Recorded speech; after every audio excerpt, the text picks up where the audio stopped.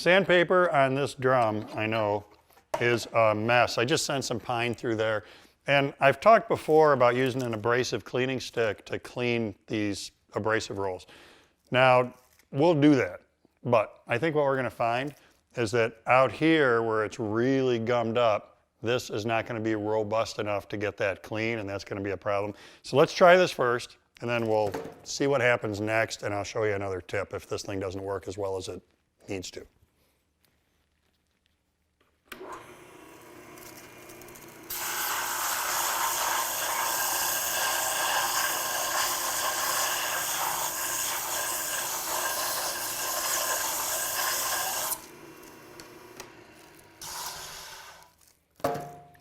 Well, that's an improvement. A lot of that junk came out. But down here, what really has happened is that, especially with pine and cherry, woods that are kind of gummy, what happens is the resin gets into the abrasive, and if you keep going at that point, the resin warms up, it melts into the abrasive, and this just can't get that stuff out. This, however, does a pretty darn good job. This is a piece of polycarbonate from a home center. It's important that it's polycarbonate.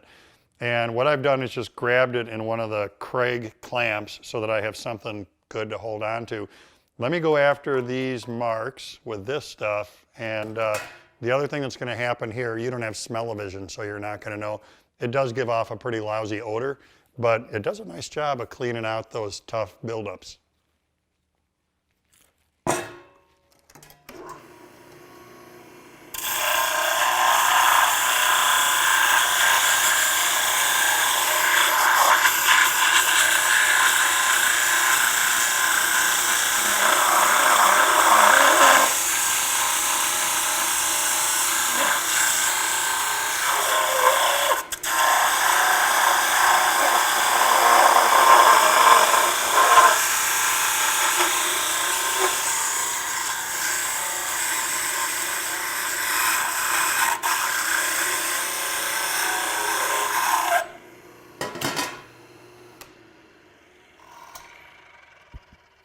That is a huge improvement, and it's going to let us continue to use this portion of the sandpaper.